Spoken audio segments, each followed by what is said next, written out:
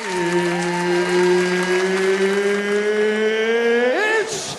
time! What's kicking, everybody? We are back for another episode of Pickin Fights. I'm Keith, joined as always by Tom. How are you today, Tom? I'm doing good. We're recording this on a Saturday. We seem to change up our schedule almost on a weekly basis now, but I'm glad we were able to do it because we have the one and only, actually, well, he is the one and only real Marcellus Wallace. How you doing, Marcellus? I'm doing good. I feel good. How about you guys? Great. Yeah. Yo, it's good to have you back, Master Chief. How's everything going? When's your next fight? Next fight will be coming up this Friday, October 29th at 6 o'clock Eastern Time. I'll be going for the 155-pound title. I just got my 170-pound title. Now they want their first champ to be crowned, so I'm going to go get it done. Hell yeah. That's awesome, man. You know, absolutely no doubts about you getting it done. So how did this come about? Like, they just hit you up and said, hey, we want you to move down, or you saw an opening there and you decided to move down and wait and take that belt? Well, in my case, it always comes down to who's the first one to say yes. It's always that situation because I was hearing talks I could be defending my 170-pound belt against the guy that I just beat it against, where he was in the talks, but then he backed out. There were a couple other names that were mentioned, but a lot of them said no. We finally got one to say yes, and that's how we got 155 going. They won the title fight. They want their first champ. Like, all right, let's go get it going. Hell yeah, that's great. Now, going down to 155, going down to 155, sorry to cut you off, Keith. How do you, like, change your preparation? Because are you naturally 170? Are you naturally 155? Where do you feel the most comfortable, and how does that impact, you know, going into this camp and going into this fight? It's funny you asked that. A lot of my fights have been between the gap of 155, 170, but the majority of the fights have been at least 160. We always look at it like this: like, if we're not fighting for a title, we're not going at the name weights like lightweight, welterweight. We're not going to these big weights. We can always be doing that once we go pro. But now we're fighting for a title. They want it to be at a normal weight. Okay, let's do 55. I already have the 70 belt, and no one wants to fight me at 70, so let's go at 155. So I guess on that same notion about you know, not cutting unless you have to, or not cutting for a title fight, or not cutting unless it's a title fight, rather. How's that mentality like for you watching Paulo Costa this past week, deciding, oh, well, this isn't a title fight. I don't want to fight at 85. I can fight at whatever weight you want me to fight at, Marvin, except not 85, also not 90, also not 95. We'll do 98. Actually, no, we won't do 98. Let's do 205. And then he comes in and he waves and he brushes his hands like that, like it was no big deal. What are your thoughts on that? My thoughts now are a little differently in my circumstance because, one, I'm an amateur.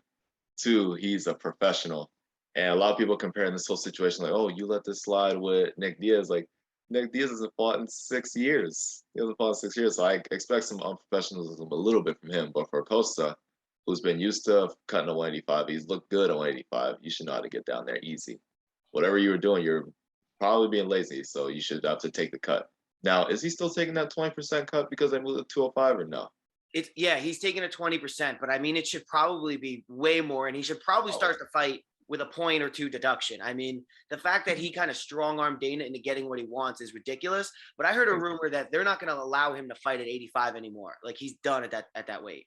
Wow. I wrote an article. Actually, Marcellus, a little update on us. We've had a lot of things happen since we talked last. We're actually, I'm now a writer for Overtime Heroics MMA. Okay. We have a football show that is featured on the Men of Order blog. So we're trying to do a bunch of different things here. But I had wrote an article or a blog about that the UFC just needs to cut Costa. I think there's been too many instances of people missing weight or intentionally taking 1, 2, 3, 4, 5 pounds and just taking the 20%. I mean, Izzy Adesanya talked about it. Like, I think it was when he fought Paulo Costa. He went up to Dana White and he's having that conversation about weight cutting and percentages. And yeah, I don't like it. And I think they need to make an example out of Costa. And he's cheated too. He's cheated in the past too, where he's been suspended for 2 years off of doping too. So it would not be something that happen in the future. He seems very cocky and conceited. And it's also the other thing about Nick Diaz is Nick Diaz kind of in the lead up to the fight was also saying how, like, hey, maybe, you know, we should do it up a weight class or something like that. It wasn't just sprung on, and it wasn't out of, you know, necessarily like laziness either. Paulo Costa was just like, yeah, I don't want to cut because, like, I've already made 85, so why do I have to make it again? Which is just like a silly mentality. And then, I don't know. I don't want to rant on too long. We got a lot of good fights here for UFC 267. What do you guys say we jump in? Oh yeah, I think Absolutely. Awesome. Yeah. Keith, do you want to start? Do you have any prelim locks? You know what? To be honest, on this one, I don't, but I have some very, very good main card picks that I feel very good about.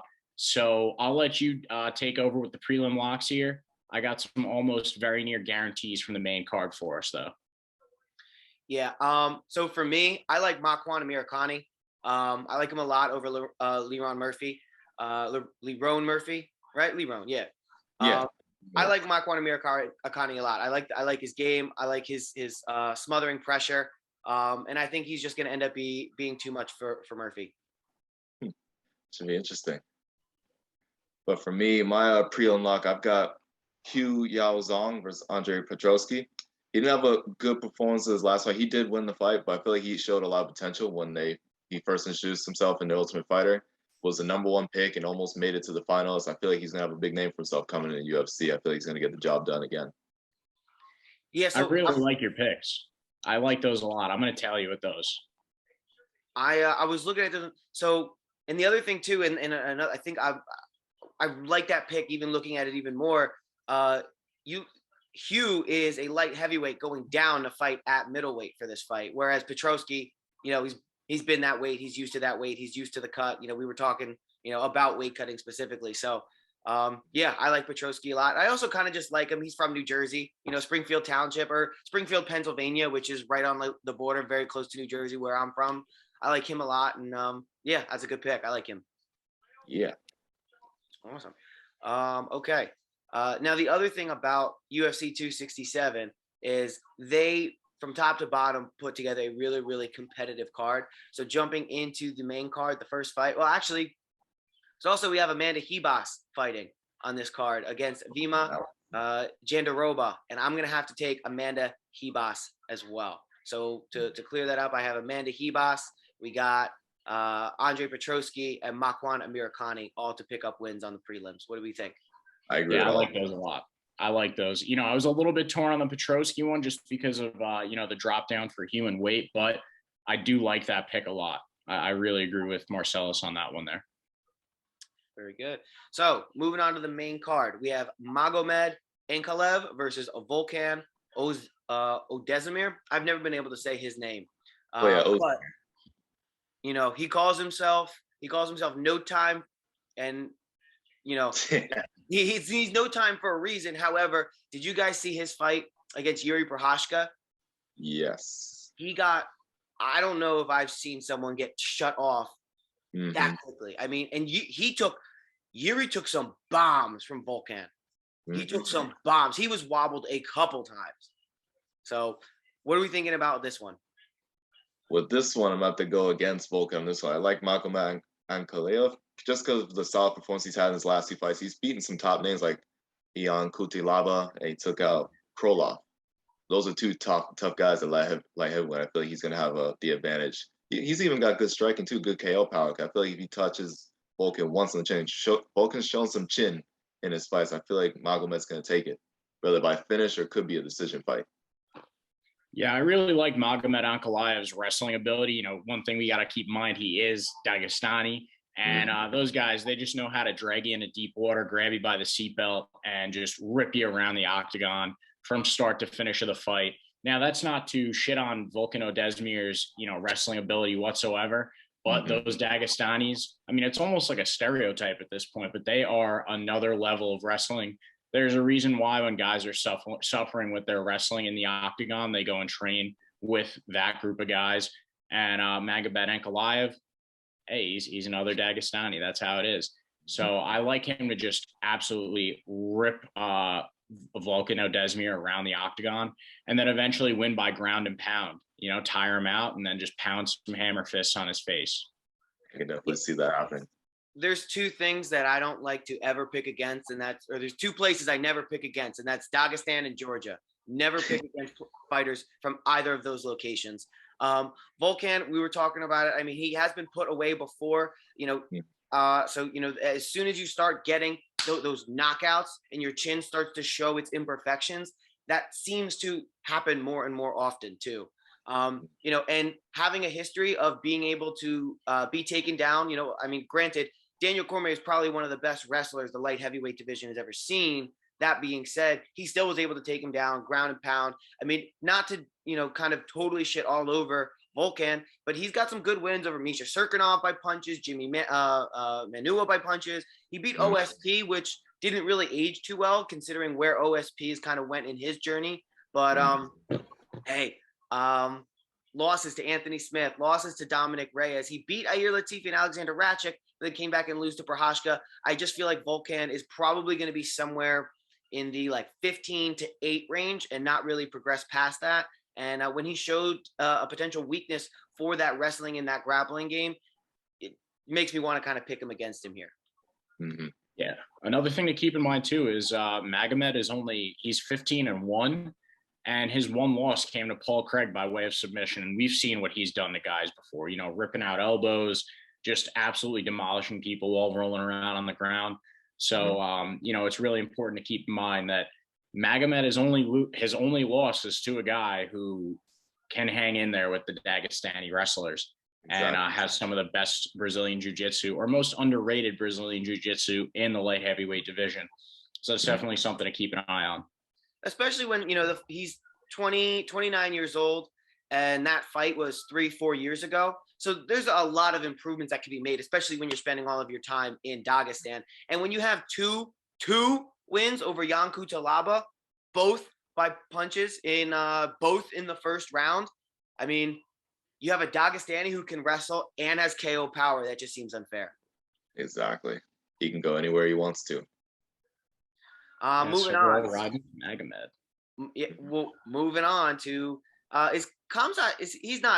He's from Sweden, but something tells me he's not Swedish. No, I don't think so. He looks like a Dagestani. Taking on the leech, Jingliang. What do you think, Keith? See, this is a tough one for me just because we haven't seen Khamzat Chimaev fight in so long. But, just going back to his abilities, seeing him in his last couple of fights, he's a great wrestler and he has pretty good stand-up. So, I do like him to win this fight, but it is tough because ring rust is a real thing. He does have that alleged fight anywhere, anytime type mentality, although he did retire because he got COVID temporarily. So I'm really torn on this one. I'm leaning towards Khamzat, but Jingliang, he's nothing to mess around with, man. It's a good challenge. He carries a little bit of weight with the name, and it's a guy that, it's a good setup fight for Khamzat to come back to, but I'm definitely leaning towards Khamzat. He's a good all-around fighter. We've seen what he can do. It's just been a long time since he fought. So I'm going with Khamzat here. Yeah, so I'm torn, and I'm definitely not going to put any money either way on either of these fighters, and I'm staying away from a parlay completely, unless maybe I'll do, an under on rounds or the fight to actually be finished. I think that has a strong potential, especially with Khamzat. Here's the thing. He had a long, difficult battle with COVID. He had fluid in his lungs. He had an issue. He couldn't train for a while. And, he's had a long layoff. And you look back at his competition. Yes, he has absolutely demolished everyone that has been put in front of him. But he hasn't had a ton of superstar quality people put in front of him. Also, you got to figure, I know he goes between 70 and 85. This is going to be a 170-pound fight. So, I don't know. I feel like at some point he's going to have to pick one, because when you get to the top of those divisions, you can't just be bouncing between 70 and 85. Maybe if you're 55 and 45, 10, but that 15 pounds is just a lot to fluctuate and a lot of weight to give up if you're at 85 and you are, walk around at say maybe 175 or 180 or whatever it is. Because of those reasons, I'm going to actually go with Jingliang. I think COVID is probably going to have taken a little bit of a toll on Khamzat. And I may eat these words. That's totally possible. This is not a pick that I'm super confident in. And I look at Tapology, 85% of the votes are on Chimaev to win this fight. Most of those are actually by KO. Not a real shocker here. But yeah, I think I'm going to go against the grain here with the China top team fighter, Jingliang. I'm gonna have to agree with you on that one, Tom. And another reason like that I feel like we should mention about Jingliang, he has been battle tested against a name in the welterweight division. Unlike Khamzat, he's KO'd Ponzinibbio, the man that everyone seems to be afraid of at welterweight. He KO'd that dude in the first round. That's where I see he's got the advantage on this one. He's been tested. He can show he can hang in there. And due to I want to put it down on the whole COVID complications on Khamzat, but I feel like it's gonna play a major factor in this fight against Jingliang. Yeah, I mean, listen, when you're out of fighting, you haven't, and you could talk to this, you could speak to this specifically, firsthand knowledge. If you don't fight for a whole year, I mean, what does that do to your skills when you go to step back in there? How does that, I mean, I'm sure training has a lot to do with it and you can stay sharp, but I mean, being out a whole year, and especially with, a handful of those months being sick where you can't train whatsoever and you have fluid in your lungs, I think, it would be remiss if you said that that's not going to be, a major factor here. And listen, if Khamzat comes out and annihilates Li Jingliang like, he's done to everybody else, I have no problem eating my words. Like I said, this isn't a super duper confident pick, but, Li Jingliang, he's also, like you said, he's been battle tested. He went, 3 hard rounds with Neil Magny, who is still solid in the division. And, it's easy to beat up cans. Not saying that, Gerald Meachard is necessarily a can, but like he's not at the top of the division. Yeah. And for those reasons, I think I'm going to have to go with the little bit more of the proven fighter in Li Jingliang. I am really excited to see Khamzat come back, though. Like you said, not really going to touch this one because we don't know what to expect. But he is a guy that before he had to take his break due to COVID, showed a lot of promise and got a lot of people talking about him. So I'll be very curious to see if this is going to be another fight, trending up in that direction for him, or if Jingliang is going to just, stomp out that hype and end that hype train right now for Khamzat. Who knows? It could go either way. It's just ring rust or ring rest. It's what it's going to come down to here. I like that. That's a good term. Have you ever heard that before? Oh, yes, No. I haven't. I like it. Ring rust or ring rest. Moving on, we have. I feel like Cruz said that before. What was that? I feel like Cruz said something about that before. Maybe it's one of those the comedians talk about it a lot, where you hear things and then you eventually say them, but you don't remember where you heard it, or if you heard it, you think it's your own idea, and then before you know it, you're a joke stealer. We got Drago Alexander Volkov taking on Marcin Tybura, probably the laziest nickname in all the UFC. Tybura. Keith, what are you thinking on this one? I think I'm leaning Volkov.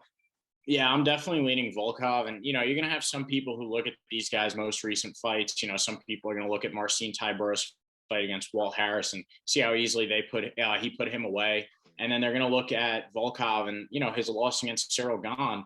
I still think that Volkov looked really good in that loss to Cyril Gane. Cyril Gane has proven to us he's just a different kind of animal at this sport, going up to fight Francis pretty soon.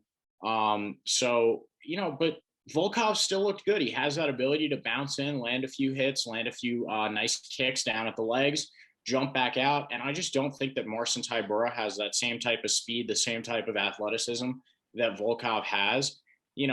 It's just there's levels to this, and I don't think that Marcin Tybura is at the same level of Volkov.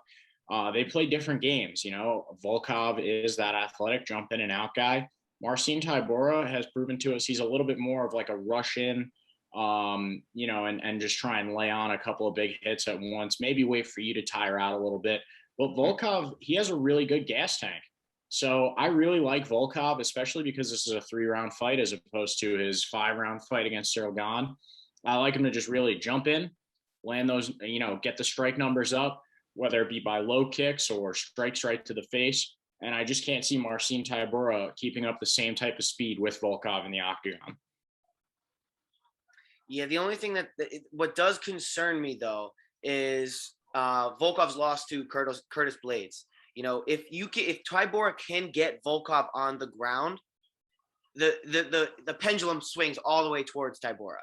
I mean, we've seen that he has disastrous ground and pound ability to get on somebody and just, he has that's I call it smothering ground and pound. I'm sure I'm not the only one. Plenty of people call it smothering, but it's that idea of, kind of grabbing people's face, smashing it with your elbow and your forearm, just making it really, really even more uncomfortable than being on the bottom already is. I am still going to go with Volkov because of the reach advantage. And what you were saying, Keith, I mean, when he fought Cyril Gane, I actually started rethinking about Cyril Gane. And I mean, he just went out and he put on a clinic with Derek Lewis, and that was just it was a striking battle, and so was the Cyril Gane fight. But Cyril Gane, Cyril Gane and Volkov, they went the distance, and it not to say that it was ever really in question for Cyril Gane. I mean, he definitely was winning, but Volkov got some exchanges, and Cyril Gane had to be cognizant of everything that Volkan was throwing back at him. So I'm going to go with Volkov here, but again, another one that I'm not totally confident in. I don't know if I don't know if I'm going to put money on this one either, because it's just a matter of, can Tybura get him to the ground? If he gets him to the ground, it's going to be potentially a really rough outing for Alexander Volkov. Mm-hmm.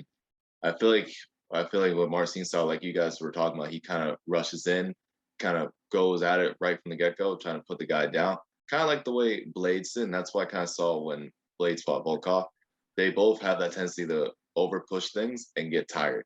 And I feel like that's where Volkov's going to have the advantage here. He has the good cardio. Even if he kind of lets him bomb rush a little bit, I feel like he's going to have a better use of distance control, because he's not fighting a tall guy that's long and rangy like Cyril Gane anymore. He's got somebody that's shorter than him. He's got the reach advantage. He's going to try to keep it long the entire fight. Kind of like the way I like to do it sometimes, keeping it nice and long. But if he gets in there, he knows how to just wear him out. Just let him waste his energy. Let him get tired, even if it's just 3 rounds. Yeah, now I'm going back and I'm looking at some of the history here, and I'm looking at the Walt Harris fight with Alexander Volkov. I didn't watch that one. Did either of you guys see that one? And how did, or not the Walt Harris fight? Sorry, the loss to Curtis Blades rather. The loss to Curtis Blades. Now we know Curtis Blades is his MO is going to be to try to get you down and wrestle you. So the fact that Volkov does have the loss to Curtis Blades, a similar style, I guess, if you will, to Tybura. Mm-hmm. It makes me feel even less confident about the Volkov pick. I mean, we can hope that, maybe since then he has learned and grown and he's better at distance management. But, Marcellus, as you compared Marcin Tybura to Curtis Blades, a guy who has a win over Alexander Volkov, this one's really a toss-up. I'm going to go Volkov, but, now that we're a week out, that could definitely change, over the next few weeks or the next few days. And, this is a tough one. It's going to be a good battle. I hear you. I can see every reason to want to question that pick. I just feel like comparing the two fighters, they're two completely different fighters, because Marcin can actually try to make an entertaining fight, almost a little more entertainment than Blades. Blades will do everything he can. He doesn't care about being boring. He's going to be right on you the whole time, hug you as long as you can. He's more of a better smothering wrestler than Marcin Tybura. So I feel like he's not going to want to do that for too long. Okay, sounds good. Now we're getting into the real tough ones to pick, and this one's actually going to break my heart. I'm taking Islam Makhachev over Dan Hooker, but man, do I want the Hangman to win this one. I mean, it would just be a big baller move to, take that, 2-week turnaround, 3-week turnaround, fight back on a card, fight a guy that, a lot is had, to be honest, difficulty finding fights because of how good he is. A lot of people have said that he is Khabib 2.0. He's better than Khabib. I'm taking Islam Makhachev, but I would love to see Dan Hooker, just catch him. That would be interesting. Keith, what do you think? Yeah, I have this, scenario kind of pictured in my head right now, right? We all know that Dan Hooker really likes to use his knees. I think one thing that really plays a big factor is those knees, and Islam's, he really wants to take Dan Hooker and everybody else that he fights to the ground. And one thing that I would absolutely love to see, I'm not saying it's realistic, but it's, a little bit of a vision I have, is of Islam Makhachev going for, maybe a single leg takedown and Dan Hooker just nailing him with a knee right to the chin. I think that would be a spectacle. It'd be everywhere. And it would be another smash of the hype train that is Islam Makhachev. In a perfect world where UFC fans get what they want, Dan Hooker does win this fight, at least in my opinion. Islam Makhachev, definitely the more likely outcome, especially when you go back and look at Dan Hooker's fight against Michael Chandler, because Michael Chandler is a huge wrestling threat. And, similar, we knew what he was like from Bellator before, but, for UFC fans who just follow that or maybe just watch the pay-per-views and they didn't really know what they were getting into, it's a similar situation with Islam Makhachev here, where we might see a fake takedown like Mike Chandler did and then go back up over the top. A million different things could happen in this fight. I think Islam Makhachev wins it, but just because my gut is telling me to go with Dan Hooker, I'm going to go with Dan Hooker here. His wrestling was really improved, in my opinion, in his fight against, who was it last? That can that they put him up against. Nasrat? Yeah, Nasrat. Hey, don't be slandering my guy Nasrat Hakparast, otherwise known as Kelvin Gastelum. Yeah, well, listen, Nasrat is nowhere near as good as Islam Makhachev. You know, and this could end up looking like Gilbert Burns versus Wonder Boy, where like he's just getting dragged around for 3 rounds and then that's it. You know, there's no action whatsoever. I don't know. I mean, it's a tough one. My heart's pulling me in one direction and my brain's pulling me in the other, much like most of my relationships in life. I'm going to go with Dan Hooker, though, just because I want to. It's not because I feel like that's the right move, but it's because I want to. So I'm going with Dan Hooker here. I think his wrestling has gotten better. I hope it's gotten better. I feel you on that pick. I feel you on that all. The fact you mentioned that last fight just made me think about that too. I remember I was putting that all in the equation. I remember watching the fight. He really impressed me that he decided to put some wrestling changes on a guy like Nasr. I figured Nasr would do that to him. To see him do that would be pretty interesting. But something tells me that he's not going to want to try to engage in the wrestling with Islam Makhachev. I feel like if he can somehow hypnotize Islam to play the striking, because if you haven't noticed in his last fight when he fought, who was the last guy that Islam fought? I can't remember. Thiago Moises. That's what it was. When they fought, he wanted to play striking that whole time. He was doing pretty good on the feet. But when he heard his corner say, hey, take him down. You're not supposed to do that. Take him down. He's like, I do whatever he says. If he can somehow get him to stay on the feet, get him emotional, not to think about his corner, then I'd say maybe Dan Hooker could take this fight. But knowing how the Dagestani are, they never stay off objective. Well, exactly. And, you know, Islam Makhachev is not going to go full Aspen lad and just totally ignore everything that his corner is saying. So, you know, I don't see a world where Islam doesn't attempt a takedown and doesn't get Dan Hooker to the ground. Mm-hmm. And, you know, if Islam Makhachev gets you to the ground, he's going to be a wet blanket, especially with people comparing him to Khabib. Even if he's not Khabib, even if he's in the same, you just have to be in generally the same zip code as Khabib to be a very, very, very feared wrestler or somebody on the ground. And I don't care how improved Dan Hooker's wrestling is. If it goes to the ground, even if it goes to like a clinch, Dan's screwed. Now, he does have a reach advantage here, so that may be able to help him.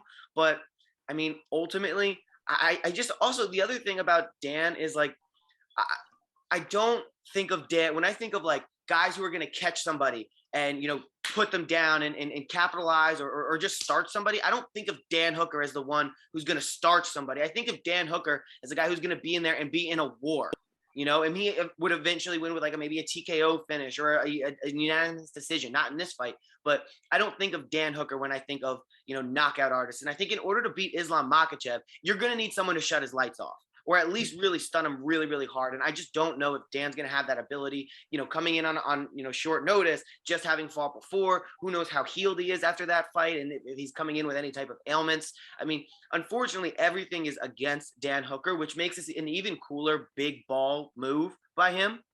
And I think regardless, he's going to end up looking good, because even if he goes out there and, you know, it's a bad showing for him, he's got every excuse in the book to be like, well, you know, I wasn't supposed to take this fight. I did it, you know, for the UFC. And, you know, I don't think anybody's going to fault him should he lose. So for him, I think it's a win-win situation. If he wins, boom. I mean, he's now in contention for a title shot. If he doesn't win, well, you know, there's a laundry list of reasons as to, you know, why this wasn't going to be the best version of Dan Hooker. And on top of it, I mean, he got his family to get flown out. You know, he's flying to Abu Dhabi, I think probably right around now. Flying to Abu Dhabi, he's going to train there, and then his family's going to meet him in Abu Dhabi. And they're all going to go to the United States, and they're going to train here because then they don't have to worry about visa issues. So regardless, even just in that regard, Dan Hooker is coming out a winner.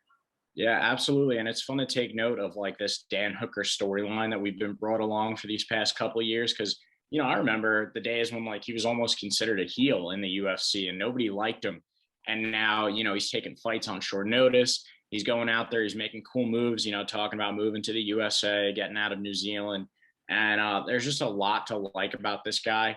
And if it were a perfect world, he would get a big, massive viral moment win over Islam Makhachev that would just win him over some more hearts of fans out there.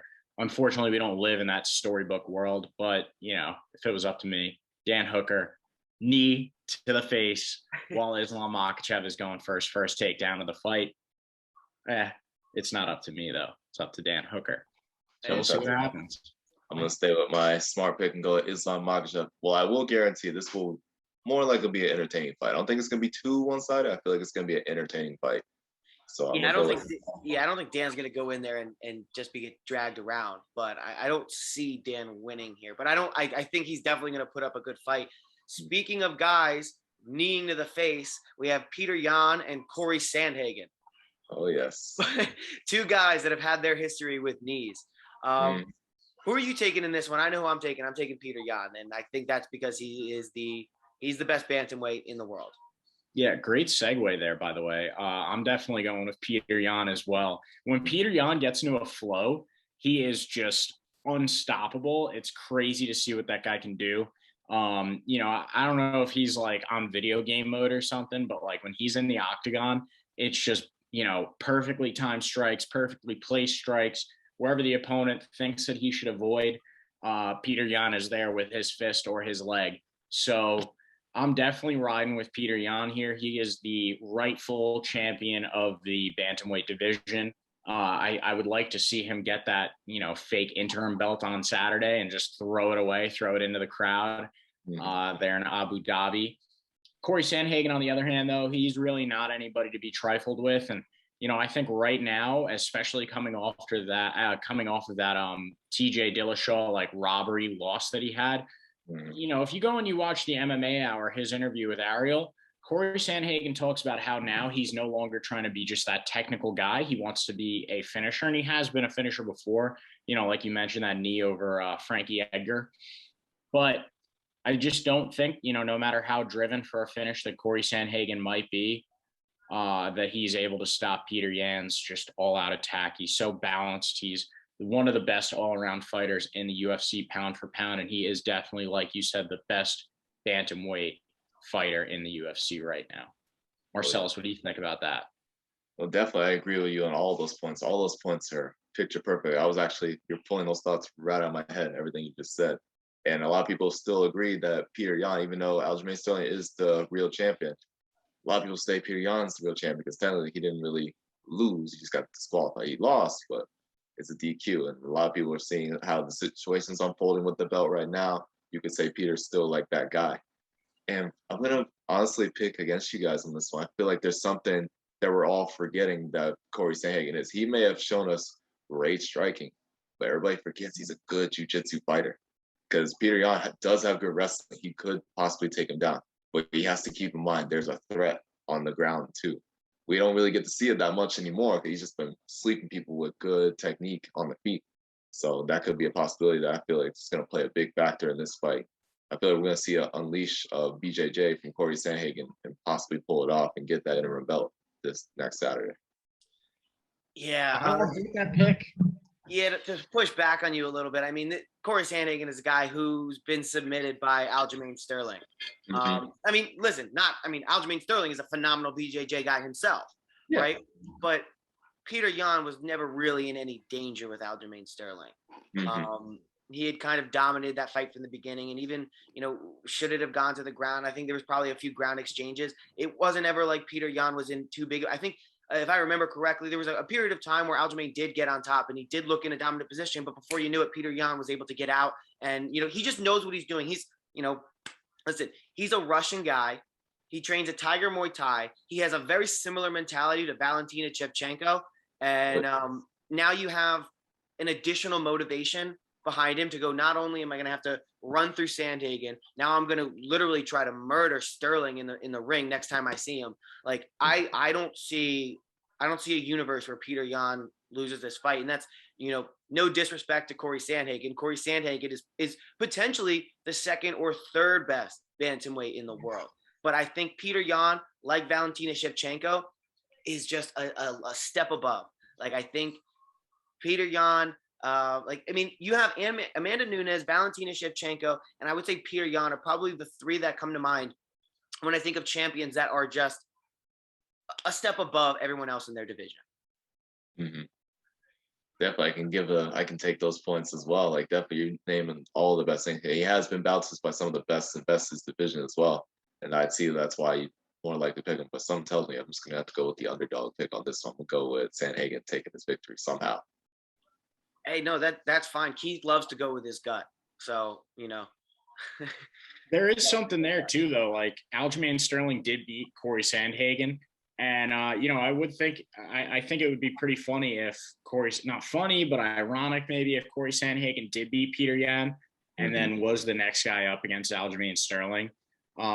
Just because of the history between those two guys. I mean, either way, there's history between Petr Yan and Corey Sandhagen with the champ. So it's kind of ironic if Corey Sandhagen would do it and then Aljamain Sterling, who everybody considers just to be a paper champ, then beats Corey Sandhagen and holds on to that belt. Now that's a big what if scenario, but it's definitely possible. I think Corey Sandhagen is a really good matchup for Petr Yan just because of, the length and everything and the fight style. And I think that we're going to see a different tenacity coming out of Corey Sandhagen, especially after that TJ Dillashaw robbery. I think that's a big factor coming into this one for him. Obviously Petr Yan, he has a lot to fight for, but I think that Corey Sandhagen does as well.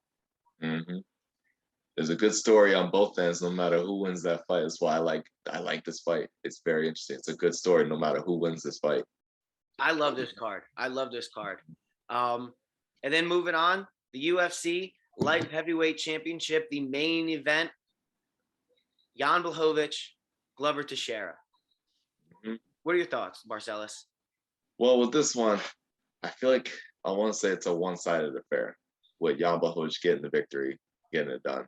As much as I want to give Glover some credit, he is a well-experienced fighter. He's been in the game for so long. He's been up there with the best. He's fought John Jones, went the distance with him.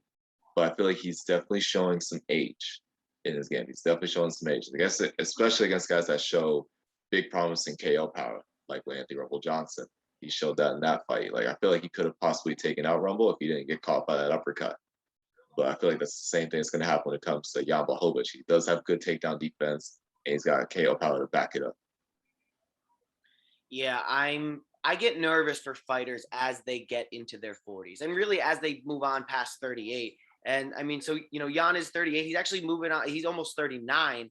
But looking at a 42-year-old veteran in Glover Teixeira, I mean, if we're talking about storybook endings, Glover Teixeira wins this fight, right? His everything culminates in him being a 42-year-old champion, but that's not good for the division because you have a 42-year-old champion. It's not like he's gonna last. And if we're being completely honest, the best thing for the division would be Jan versus Yuri. So, and we could go back and forth about how I wish the UFC was slightly more patient and just allowed Yuri to beat the crap out of Dominic Reyes and then have made this fight. But, at the same time, it's really good for Glover to have one last go at it. As you're 42 years old, as you've been in wars, as you're fighting more, you're just basically chipping away at that health bar that is your chin. And sooner or later, you're going to run into a problem, especially if you're going against the Polish power in Jan Blachowicz. I like Jan a lot here. I think it's unfortunately going to be a one-sided affair. I think there's a strong potential that this is the last we see of Glover Teixeira as well. I mean, I think he had been quoted saying that who is it? George Foreman was the oldest champion. I think he won a belt at like 44 or 45. So he's like, I still got 3 more years to do that. But I don't see it happening. I mean, we've seen who is it? He fought Izzy, Giant. When he fought Izzy, he just stood here like this. His name's escaping me right now. You talking about Romero? Yes, Yoel Romero. As Yoel Romero, another guy, old, and as he gets up there, we've seen his fights be, number one, less exciting, and 2, him be less impressive. And, Glover, he's still managing to get these wins. And he's actually, he's getting wins, and he's getting them by finish. Like, he finished Thiago Santos. He KO'd Anthony Smith with ground and pound or TKO.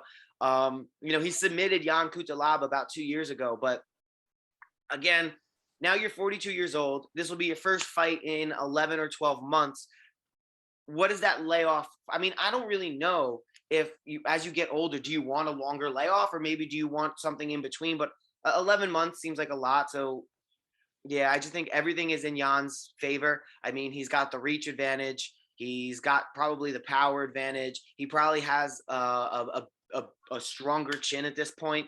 I think all signs are pointing to Jan. Looking at Tapology, 86% of the votes are on Jan, with 80% of those votes have taken Jan by TKO. Keith, what's your thoughts? You know what I'm most excited for about this fight? And it's actually not the fight. It's UFC embedded and seeing Jan Blachowicz talk about his suicide rope bracelet that he has. Legendary story. He came across the guy hanging in the woods and decided to make a bracelet out of the rope the guy was hanging on. I don't know. There's just something about that whenever Jan Blachowicz talks about it, it leads you into his mindset a little bit. Like, he's a nice guy. He's a calm guy when he's talking to interviewers and everything. But there is like a little bit of a psychotic there behind He's Jan a silent Blachowicz. psycho. Yeah, exactly. He's like a serial killer you wouldn't expect. Like, part of me thinks when he's telling that story that he hung that guy. I don't know. Maybe that's a stretch. But Jan Blachowicz is a psycho in the octagon. And, outside, he's a really calm guy. He's a dad and everything. But Jan Blachowicz in the octagon is nigh unstoppable in this light heavyweight division. He's got the legendary Polish power that he always talks about, and I have to agree with him. He's got power in his hands. It's crazy to see, and it's also fun to see his evolution as a fighter too, almost getting cut from the UFC and working his way back up to now champion. I don't think that he's going to let a guy like Glover Teixeira, who is almost a fossil for the UFC standards, take away his belt from him. And, it's a lock for Jan Blachowicz. I'm absolutely throwing a lot of my wallet, a lot of my money on Jan Blachowicz. He's going in every parlay that I'm going to be making next weekend. It could be a 5-leg NFL parlay or, a 4-leg basketball parlay. Well, the 6th and 5th leg will be Jan Blachowicz because I'm that confident in him. I really like Jan Blachowicz. I'm a fan of his. I was like almost brought to tears when he beat Izzy Adesanya because I didn't think that he had a chance in that fight. I thought that Izzy was going to stand up and, pick him apart. But the fact that he said, you know what, Izzy can't escape me if I lay on top of him. There is a fight IQ there that Jan Blachowicz has, and he sees what his opponent can and cannot defeat from his standpoint. So I think that not only does he have the power in his hands, but he also has a powerful mindset and brain. And, he's a psycho. And I think that those three things brought together make for a very, very good light heavyweight champion. Now, it's going to be interesting to see because, a lot of people are just looking past Glover Teixeira. The future, when it comes down to Jan versus Yuri, part of me would like for Glover to, almost miss weight. I'm not going to wish COVID or an injury on anybody, but there is part of me that would like to see Yuri as the backup just step in there last minute. But Glover Teixeira, shine, go out there, give us a show, retire, ride off into the sunset, not the champion, but as someone who performed well for us. And let Yuri Prochazka step in there because that is going to be a big battle afterwards. Oh, yes. I don't see Jan Blachowicz losing by any means, though. That's just where I stand. Anything could happen in a fight, but Jan Blachowicz, everything is working for him here. Yeah, and there's that hilarious meme going around when they said that Yuri was going to be the backup in case anything happened. It was like, oh, this is a job for the Wire that took out Tony Ferguson.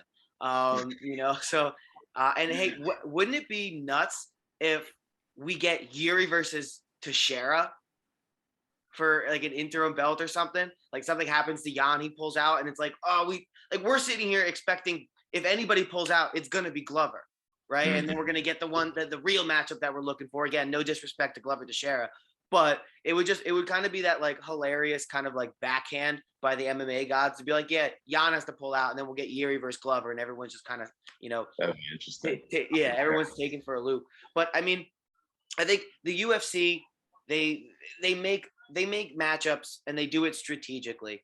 And I think in this particular case, they're doing it strategically so they can get Jan another win under his belt. They'll maybe have Yuri fight one or two more times, or maybe they'll just make that fight immediately, literally as Jan is giving his post-fight, post-fight interview, they may just say like, so you're fighting Yuri? And he's like, yeah, I'm fighting Yuri. And then Yuri's like in the crowd. And he's like, yeah, I already signed. So like, we're good to go. So, I mean, I know both of those guys want to fight each other. Keith, you were talking about how silent psycho Jan is. Yuri is if Jan is silent, Yuri is talking about how he's a psycho through his freaking megaphone.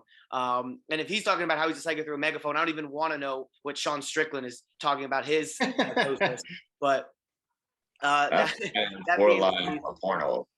What'd you say? Borderline a porn star, in my opinion. That man. Yeah. Sean Strickland is probably the most unpredictable character in the UFC, hands down, bar none. Oh yes. I saw a hilarious tweet today. You can find I retweeted it, I actually quote tweeted it. You can follow me down below at Pickin Fights Tom.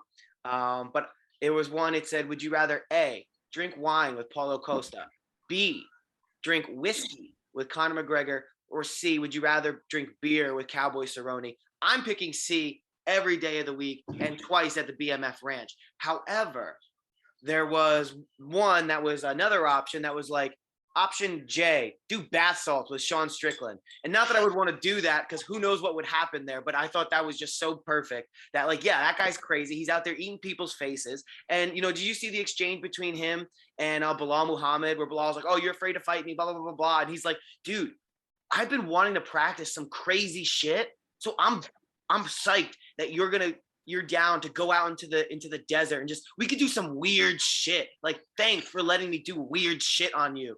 And at that point, Bilal should have been like, okay, let's just stop this. This is crazy. I would legitimately be afraid to be in the same room as Sean Strickland. I'm really sad that we're missing out on his fight against Luke Rockhold. Luke Rockhold herniating a disc in his spine. I would have really liked to have seen Sean Strickland actually, put Luke Rockhold to sleep. I'm not going to say murder because Sean Strickland does talk about wanting to murder someone in the octagon all the time. He doesn't shut up about it. Yeah, and like I like the guy that Luke Rockhold is becoming now. He's talking about unifying fighters and doing all this stuff to make fighting better for people, but like he can't even step into the octagon healthy or not. So, who knows? That those are basically empty words from Luke Rockhold. But a fight between Sean Strickland and Bilal Muhammad, just to, go back to that real quick, that wouldn't even be competitive. I thought it was funny that Bilal Muhammad was just trying to attach his name to somebody who's like on the rise, like Sean Strickland. But I digress. It's weird that Bilal Muhammad feels the need that he has to attach himself to somebody like that when he's literally doing UFC commentary like every other card or once a month, and he still thinks he's unknown enough. Like, what does that say about him? That he can't really get a fight. He's trying to promote himself everywhere, but nobody wants to fight him. I mean, it could be a good thing, but it could also be like, dude, you're unranked, and I mean, it's not even like, I mean, when he fought Leon Edwards. Leon Edwards. Yeah, Leon Edwards. I mean, it's not like he came out and like, I mean, granted, it was a 5-round fight and anything could have happened, and it really ended after the first round. And he didn't win that round. He didn't look great in that round. But I just don't think Bilal Muhammad has the ability to be at the top of the division, and I think Sean Strickland does. I think and even if Sean Strickland doesn't, he certainly acts like he does. And I don't know if it's just I'm getting it through osmosis or something, but I can't stop watching that dude. He's so entertaining. He's scary. He's perfect for October. Spooky season, that's the guy I'm looking at. He should fight in October every year. Yes, absolutely. And I think that he does give Izzy the most competitive fight in the middleweight division right now, but also the most entertaining fight, to see him in the octagon with people like, come on, let's go, like screaming at people while they're fighting. I think that would just be a different level of entertaining, because in the past, our fights with Izzy that we've watched have been Izzy dominating people and doing his thing and, grabbing their ass cheeks and, pounding Paulo Costa from behind, embarrassing. But, I think that the combination of personalities between Sean Strickland and Izzy Adesanya would really bring us like a fight for the ages. It would be an absolute banger of a fight because they're both stand-up guys. And, like in Izzy's last fight against Marvin Vettori, Marvin knew that he had nothing for Izzy on his feet, so he tried to wrestle him.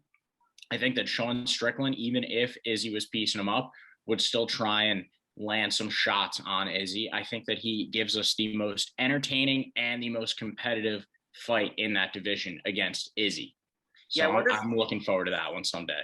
Yeah, I wonder if Luke Rockhold ruptured a disc in his back on purpose just to get away from Sean Strickland. I mean, Sean Strickland, I mean, what would Sean Strickland do if Izzy Adesanya grabbed his ass cheeks mid-fight? Like, I don't even know.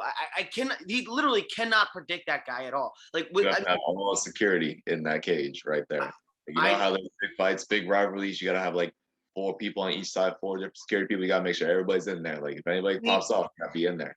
You need fucking stun darts, you know, to knock somebody out. Because there's no stop. They're professional cage fighters and they're the top of the world in terms of their ability. And then this guy is a freaking psycho. He's legitimately, I mean, this is really the only profession that he could not go to jail in. And I think he said that multiple times. Like, if I wasn't fighting, I would definitely have killed somebody already. Yo, imagine the press conference between Izzy and Sean Strickland. Oh, that would be great. Oh. That would be phenomenal. That would be something for the ages. That would be a true, like, you know, thing that you could make a trilogy out of, simply because it would sell nonstop. Those guys both know how to talk. And I think it would be funny because, like, you know, we see Izzy's responses to guys like Marvin and stuff like that. And he's like, oh, this guy's so stupid.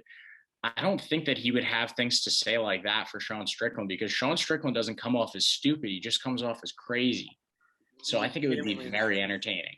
Yeah, again, like I said, I would not want to be in a dark alley with Sean Strickland, or a well-lit alley, or a dining room, or really anywhere with Sean Strickland. But I'll definitely watch him on TV from a safe distance.